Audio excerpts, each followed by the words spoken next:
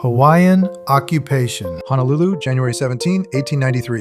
The atmosphere is thick, the palms are restless, and a group of businessmen from the self-styled Committee of Safety is intent on toppling the Hawaiian monarchy. They name themselves the Committee of Safety, but in reality, their motives centered on protecting profit. To them, Queen Liliuokalani was simply in the way of their business ambitions, not due to any extreme governance, but because she declined requests to alter her country for the benefit of foreign investors. They promised liberty, but their words lacked substance. Financial interests filled the air. When persuasion failed, they brought in U.S. Minister John L. Stevens and Marines from the USS Boston. No battles, no speeches, just rifles in silent formation outside Iolani Palace. It was quiet intimidation masked as protection. Liliuokalani surrendered to spare her people, trusting the United States to play fair. She believed we were a nation of laws, not a foreclosure auction where democracy goes to the highest bid. But that faith was empty. This wasn't a dramatic coup. It crept in quietly and gradually, unnoticed until it was too late. To understand how we got here, start in 1875.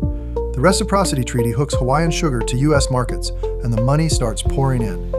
American businessmen strut through Honolulu as if every cane stalk were grown for their portfolios. But then, King Kalakaua commits the unpardonable sin of acting like a monarch rather than a middle manager. By 1887, they forced the bayonet constitution down his throat, stripping Native Hawaiians of power and handing the government keys to wealthy foreigners who gripped their U.S. citizenship. Democracy at gunpoint. A new system where people who aren't citizens decide who doesn't get to vote. Power was taken from Native Hawaiians and given to wealthy foreigners who used U.S. citizenship to their advantage. This was not a real representative government, but a takeover presented as reform. Given this backdrop, when Liliuokalani tried to restore those rights in 1891, the businessmen panicked like Wall Street traders at the first sign of a market crash. They weren't afraid of the monarchy. They were afraid of democracy, the kind with actual voters instead of accountants tallying up the winners. Their solution was direct: use armed force, and call the intervention a rescue. President Grover Cleveland, a conservative Democrat at the time, opposed foreign intervention. His administration's Blount report classified the overthrow as illegal and described it as an act of war. Cleveland's efforts highlighted inconsistencies in American foreign policy. He actually tried to fix the situation, a rare event in a political era shaped by backdoor deals. Cleveland argued that you couldn't just take a nation without consent. Congress, meanwhile, resisted with the Morgan Report, a document lacking in credibility. Then McKinley arrived, appetite for empire and war ready to serve. During the Spanish-American War, Hawaii was annexed through the Newlands Resolution. Treaties risk democracy, and democracy asks too many questions when you're robbing the place.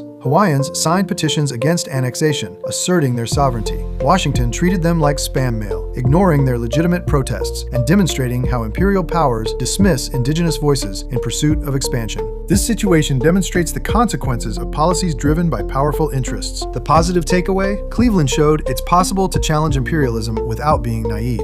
Native Hawaiians organized and resisted, refusing to disappear for others' gain. Military threats replaced open conflict because they were less costly. After Hawaii, further annexations followed: Guam, Puerto Rico, and the Philippines. If the United States derives legitimacy from the consent of the governed, the events in Hawaii prompt reflection on the treatment of sovereignty. Hawaiians acted to assert their rights, but U.S. policymakers ultimately disregarded their position. Expanding liberty beyond reasonable limits can undermine its effectiveness. The overthrow of Hawaii makes us confront an uncomfortable truth. A republic becomes an empire when it stops respecting consent. Sovereignty cannot be dismissed for profit. Hawaii is not just a vacation spot. It offers an important lesson from American history. Exercise caution when using power, as its use can have significant impacts on affected communities.